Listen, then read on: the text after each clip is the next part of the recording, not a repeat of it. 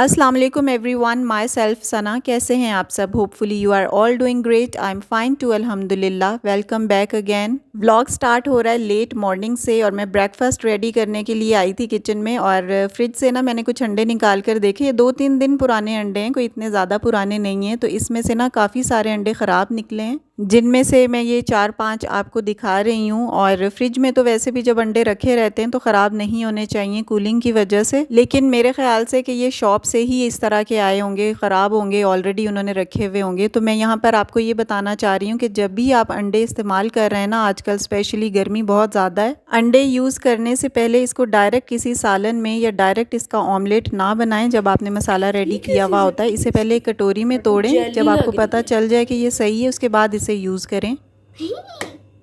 वो तोड़ो वाला। और जब आपने एक अंडा एक कटोरी में तोड़ा है ना और वो सही है, तो जब आप दूसरा अंडा फोड़ेंगे ना उसी सेम कटोरी के अंदर, तो वो हो सकता है ख़राब हो। तो आपका जो पहला सही वाला अंडा है ना, वो भी ख़राब हो जाएगा। तो इसलिए इनको ना सेपरेटली यूज़ करें। और जैसे कि आपने फ़र्स्ट क्लिप में देखा है कि अंडों को चेक करने के लिए ना आप किसी बोल में या पतीली में पानी डालें और उसमें अंडों को डाल दें। अगर तो अंडा सही होगा तो वो नीचे बैठ जाएगा, और अगर ख़राब होगा तो ना ऊपर फ्लोट करेगा।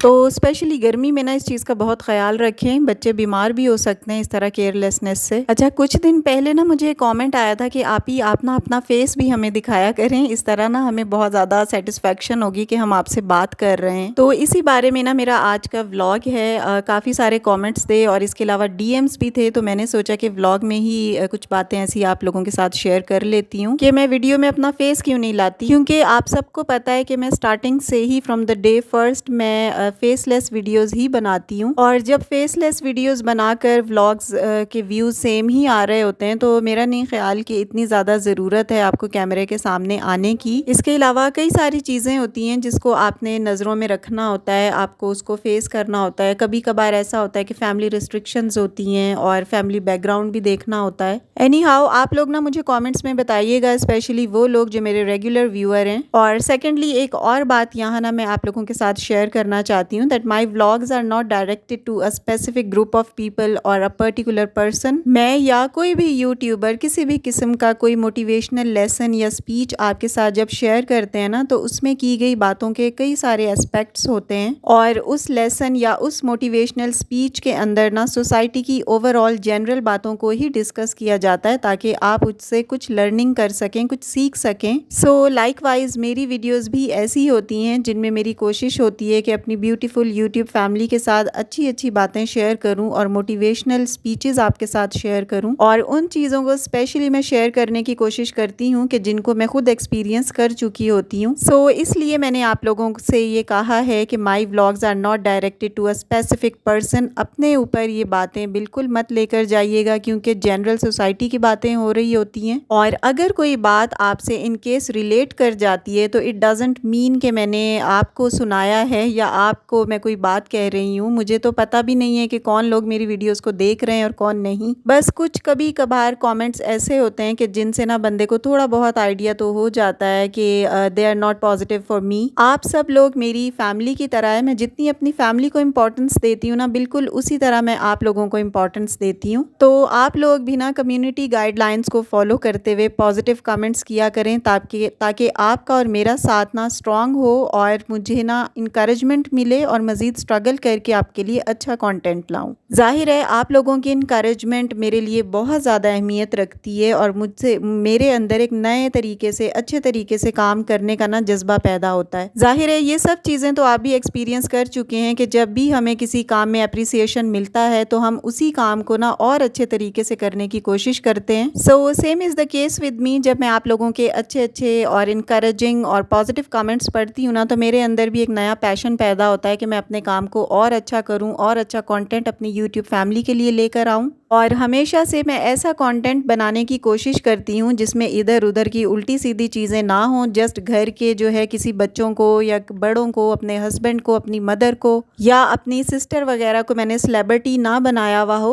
काम की बातें मैं आप लोगों के साथ शेयर करूँ, ऐसी चीज़ें शेयर करूँ जो आपकी रोज़मर्रा की ज़िंदगी में काम आएँ और आप उनसे कुछ ना कुछ सीखें, आपको कोई मोटिवेशन मिले। चाहे वो मोटिवेशनल स्पीच हो मेरी कोई, या फिर कोई ऐसा टॉपिक हो जिससे आप कुछ लर्न करें, या फिर फिर कुकिंग के हवाले से हो या क्लीनिंग के हवाले से। अच्छा, यहाँ ना मैं मियाँ जी के लिए लौकी का रायता बना रही हूँ और इसको मैंने ग्रेट करके कद्दूकश करने के बाद ना मैंने इसे बॉईल कर लिया था और स्टीम किया था, नॉट बॉईल, और उसके बाद ना ठंडा करके मैंने फ्रिज में रख दिया था। और जब आपने फ्रेश बनाना हो ना तो थोड़ा सा 1 पाव के बराबर दही लें और इसके अंदर जितनी क्वांटिटी आपको रिक्वायर्ड है आप ग्रेट और बॉईल की हुई या फिर स्टीम की हुई लौकी ना इसके अंदर डाल दें। और इसके बाद अपनी पसंद की आप वेजिटेबल्स भी डाल सकते हैं। मैंने इसमें प्याज और खीरा डाला है, आप चाहें तो टमाटर भी ऐड कर सकते हैं या और भी कोई भी चीज़ जो दही बड़ों में होती है ना वो चीज़ें भी आप इसमें डाल सकते हैं। समर्स में ना ये बहुत ज़्यादा अच्छा रहता है, हेल्थ के लिए भी बहुत अच्छा है क्योंकि इसको आपने ज़्यादा पकाया हुआ भी नहीं होता, जस्ट आपने स्टीम किया हुआ होता है लौकी को ग्रेट करने के बाद और फिर आपने ऐसे ही दही में डाल दिया होता है। तो ये ना एक किस्म की रॉ वेजिटेबल ही होती है या रायता होता है, तो ये आप डेली बेसिस पे खाएं ना, इसकी तासीर भी ठंडी होती है और वैसे भी बहुत मज़े का होता है। इसको आप चावलों के साथ भी खा सकते हैं। इसकी प्रॉपर रेसिपी ना मैं किसी व्लॉग के अंदर इंशाल्लाह ज़रूर अपलोड करूँगी क्योंकि ये बहुत अच्छा इसका टेस्ट भी अच्छा होता है, बनाने में आसान भी है, उसका फ़ायदा भी बहुत होता है। अच्छा, यहाँ पर ना मियाँ जी के कॉलेज हम जा रहे थे। अगर किसी को नहीं पता तो मैं बता दूँ कि मेरे हस्बैंड कॉलेज में पढ़ाते हैं डिग्री क्लासेस को, तो उनके कॉलेज में ना समर कैंप्स चल रहे हैं, तो मैं अपनी बच्चियों को भी लेकर गई थी। कॉलेज के अंदर ही एक्चुअली प्राइमरी स्कूल भी है और समर कैंप इन्होंने खोला हुआ है। काफ़ी सारी चीज़ें हैं जो बच्चों को ये सिखा रहे हैं। कॉलेज का नाम है ICB G63 इस्लामाबाद। अगर कोई मुझे इस्लामाबाद या पिंडी से देख रहा है तो उन्हें पता होगा इस कॉलेज का। अच्छा, ये आयशा है और उसकी एक फ्रेंड है जो क्लास की तरफ जा रही हैं। आयशा जा रही है स्टेम कोडिंग की क्लास की तरफ, और भी बहुत सारी क्लासेस हैं जो यहाँ पर चल रही हैं, लाइक कैलीग्राफी है और इसके अलावा ड्राइंग है, आर्ट एंड क्राफ्ट्स हैं,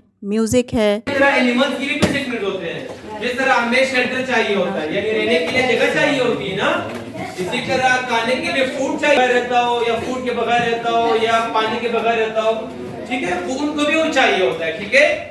इसलिए जो राइट्स हमें, तो मैं भी ना बस इस वाले ऑडिटोरियम में थोड़ी देर के लिए बैठ गई थी, थोड़ी सी वीडियो मैंने शूट की और बाकी क्लासेस में जाकर भी मैंने वीडियोस बनाई थी। आप अगले क्लिप्स में देखेंगे उनको। ये कॉलेज माशाल्लाह काफ़ी अच्छा है, इनका स्टाफ और इनके जो सारे फैकल्टी मेंबर्स हैं, जितने भी प्रिंसिपल, हेड मास्टर्स वगैरह, सभी ना इनके प्रोफेसर सभी इनके बहुत ज़्यादा डिवोटेड हैं अपने काम के लिए। अच्छा, यहाँ ना मैं कैलीग्राफी की क्लास में आई थी और इनके जो टीचर हैं उनसे भी मैंने बात की थी। बहुत अच्छी ज़बरदस्त सी इनकी राइटिंग है और ये बच्चों को भी सिखा रहे हैं। अभी फर्स्ट डे है इसलिए बच्चे थोड़ा लर्निंग फेज़ में ज़रा नज़र आ रहे हैं। बच्चे आहिस्ता आहिस्ता इंशाल्लाह ये सीख जाएंगे। अच्छा, नेक्स्ट क्लिप में ना कोई प्रैक्टिकल था जो सर बच्चों से करवा रहे थे और मैं भी उस क्लास में बैठ गई थी। सो हम आते हैं वापस अपने टॉपिक की तरफ। अच्छा, स्टार्टिंग में मैंने आपसे कहा था ना कि मेरे व्लॉग्स जो हैं वो किसी एक पर्टिकुलर पर्सन या फिर किसी पर्टिकुलर फैमिली के लिए नहीं होते, लेकिन ऐसा भी है कि अगर आप यहाँ से कुछ चीज़ सीख रहे हैं ना तो आप उसे अपने ऊपर इम्प्लीमेंट कर सकते हैं। अगर आपने वो सुना हो, इंग्लिश का एक मुहावरा है, if the shoe fits you wear it Cinderella, यानी अगर आपको शू फिट आ रहा है ना तो आप उसे पहन लें। अगर आप मेरी बातों से कुछ सीख रहे हैं ना तो आप उसे अपने ऊपर इम्प्लीमेंट कर लें, उसके ऊपर या फिर उस पर अमल कर लें, क्योंकि हो सकता है कि इससे आपका भी कोई फ़ायदा हो जाए। एक्चुअली अभी मैं खुद लर्निंग फेज़ में हूँ, मुझे खुद अभी इतने अच्छे तरीके से व्लॉग्स बनाने नहीं आते, बस कोशिश जारी है, स्ट्रगल कर रही हूँ। और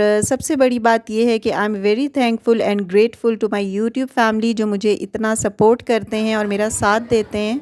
और आपके कमेंट्स के ज़रिए ही पता चलता है कि आप हमारी वीडियोस को, हमारे व्लॉग्स को किस हद तक लाइक कर रहे हैं। सो इसीलिए मैं आपसे कहती हूँ कीप गिविंग सजेशंस और अपने मशवरे भी देते रहा करें। कोई बात जो अच्छी नहीं लगती वो भी मुझे पॉइंट आउट किया करें, ताकि जो भी मेरे अंदर व्लॉग्स के अंदर कोई गलतियाँ हैं, कोई मिस्टेक्स हैं, उनको मैं रेक्टिफाई भी कर सकूँ। आपके ओपिनियन मेरे लिए बहुत ज़्यादा अहमियत रखते हैं। अच्छा, इसी बात से मुझे एक कमेंट याद आया। किसी ने ना मुझे कमेंट किया था कि आप बोलती बहुत अच्छा है लेकिन ना थोड़ा स्लो बोला करें, बहुत तेज़ बोलती हैं आप, के ना आप ओवर ब्रीद हो जाती हैं। तो मुझे उनका कमेंट ये अच्छा लगा था कि वो मेरी बात इतनी गौर से सुनती हैं कि उनको पता है कि हाँ ये अच्छी बातें करती हैं लेकिन ना ओवर ब्रीद हो जाती हैं एकदम से बात करते करते। तो मैंने सोचा कि मैं उनसे कहूँगी कि ठीक है जनाब, आपने मुझे बताया, थैंक्स अ लॉट। मैं ना कोशिश करके थोड़ा सा स्लो बोलूँगी। और एक्चुअली कोशिश ये होती है कि क्लिप्स के साथ साथ ना जल्दी जल्दी से अपनी जो कन्वर्सेशन है वो कंप्लीट कर ली जाए और ड्यूरेशन के अकॉर्डिंग, जो वीडियो की हमारी ड्यूरेशन होती है ना उसके अकॉर्डिंग अपनी कन्वर्सेशन को कंप्लीट भी कर लिया जाए। तो इसलिए ना बस कभी कभार थोड़ा थोड़ा तेज़ बोलना पड़ता है। Any how I will try my best इंशाल्लाह। अभी बहुत सारी चीज़ें ऐसी हैं जो मैं लर्न कर रही हूँ और मुझे ना किचन किचन में लाइट्स भी लगवानी है, लेकिन मियाँ जी को टाइम नहीं मिल रहा कि वो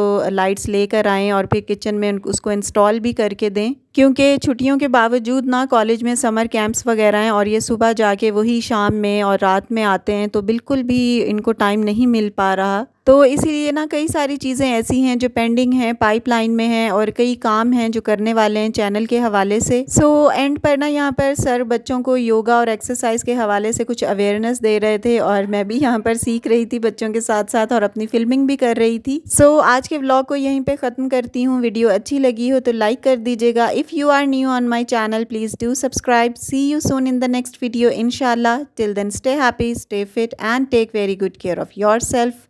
Allah Hafiz and take care a lot.